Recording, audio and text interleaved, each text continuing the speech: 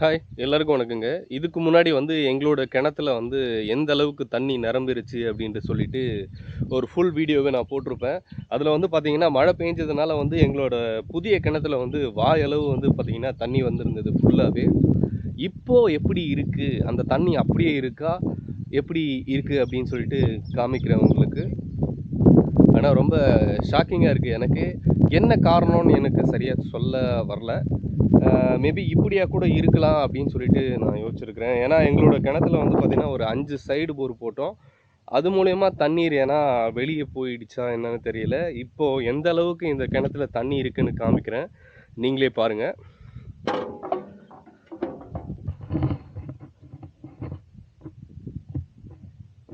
கிட்டத்தட்ட இதுவரை தண்ணி இருந்தது. கை காமிக்கிறேன் பார்த்தீங்களா? இது வரைக்கும் தண்ணி இருந்தது இந்த. இப்போ ஒரு ஆழம் ஹைட்டுக்கு தண்ணி குறைஞ்சிருக்குங்க கீழ. தெரியுதா? நீர்மட்டம் எவ்வளோ குறைஞ்சிருக்கு பார்த்தீங்களா? எங்க ஆளுங்க சொன்ன மாரி யோசிச்சு பார்த்தா கூட, நீர்மட்டம் எந்த அளவுக்கு இருக்கோ, அந்த அளவுக்கு பூமியில தண்ணி குறைஞ்சிட்டு போகும் அப்படின்னு சொன்னாங்க. சரி எனக்கும் அது சரின்னு பட்டது. ஆனா இவ்வளோ சீக்கிரமா பார்த்தீங்கன்னா, மழை பெஞ்சு ஒரு 10 நாள் தாங்க ஆகும். அதுக்குள்ள பார்த்தீங்கன்னா, நிரம்பின கிணத்துல இருந்த தண்ணி இந்த அளவுக்கு குறைஞ்சிருக்கு. கிட்டத்தட்ட ஒரு 5லிருந்து 6 அடி தண்ணி குறைஞ்சிருக்கு. ஆ அப்போ எனக்கு ஒரு யோசனை வந்தது. ஏன் தரைக்கு மேல குளம், ஏரி எல்லாம் இருக்கு பார்த்தீங்களா? அதில பார்த்தீங்கன்னா, தண்ணி இருக்குது. அப்படியே தான் இருக்குது. மழை பெஞ்சதுனால தண்ணி இன்னும் இழுக்கவே இல்ல. இன்னும் அப்படியே தான் இருக்கு. ஆனா நம்ப கிணத்துல இருக்கிற தண்ணி குறையறதுக்கான காரணம் என்னன்னு தெரியலையே! அப்படின்னு யோசிச்சு பார்க்குறப்ப தான் தெரிஞ்சது. ஒருவேளை நம்ம கிணத்துல ஒரு 5 சைடு போர் போட்டிருந்தேன் நானு எங்களோட கிணத்துல. அதனால என்னமோ தெரியல, தண்ணி அது வழியா வேற இடத்துக்கு போயிருக்குமோன்னு எனக்கு ஒரு சந்தேகம். ஆனா கண்டிப்பா இதுதான் காரணமா இருக்குமான்னு எனக்கு தெரியலங்க. இப்படியும் இருக்கலாம் அப்படின்னு தான் நான் யோசிச்சேன். ஆ இந்த கிணத்துல இருக்கிற தண்ணி ஆவியாவறதுக்கும் வாய்ப்பில்ல. ஏன்னா குளத்துல, ஏரியில இருக்கிற தண்ணி ரொம்ப பரப்பளவுல அதிகமா இருக்கும். விரிந்து காணப்படும். அதுல இருக்கிற தண்ணி ஆவியாகி கடைசியில குளமோ, ஏரியோ வத்தி வரும்.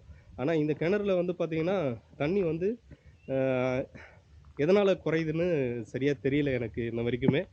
இன்னொரு பாயிண்ட் ஆஃப் வியூலையும் யோசிச்சு பார்த்தேன். இப்படியும் இருக்கலாம் அப்படின்னு நான் நினைக்கிறேன். இது உண்மையாவும் இருக்கலாம்.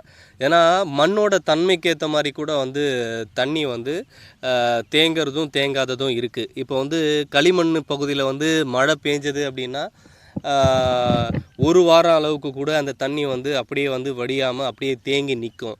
ஆனா எங்க மண்ணுல பார்த்தீங்கன்னா, மழை பேஞ்சு மறுநாளே பார்த்தீங்கன்னா, அப்படியே ஃபுல்லா வடிஞ்சிரும். மறுநாளே உழவு ஓட்டுற அளவுக்குமே பார்த்தீங்கன்னா, மண் அந்த அளவுக்கு ஈரப்பதத்தை உள்வாங்கும்.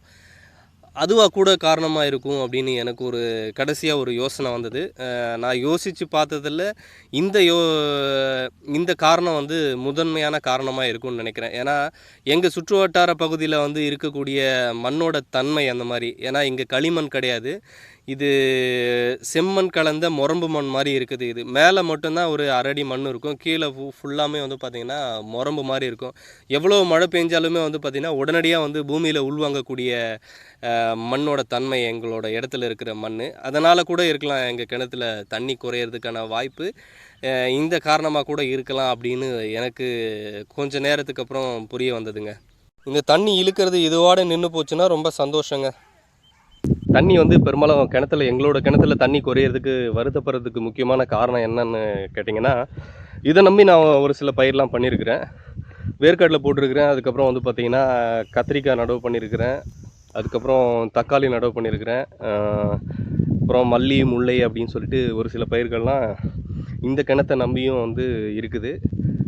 அதனால தான் பார்த்தீங்கன்னா, தண்ணி குறையிறதுக்கு கொஞ்சம் எங்களுக்கு ஷாக்கிங்காக இருக்குது. மேலும் மேலும் இதுக்கப்புறம் குறைஞ்சிட்டு போகுமா இல்லை அப்படியே இருக்குமா என்னன்னு தெரியல. பார்ப்போம். மீண்டும் அடுத்ததொரு வீடியோ பதிவில் சந்திப்போம். நன்றி, வணக்கம்.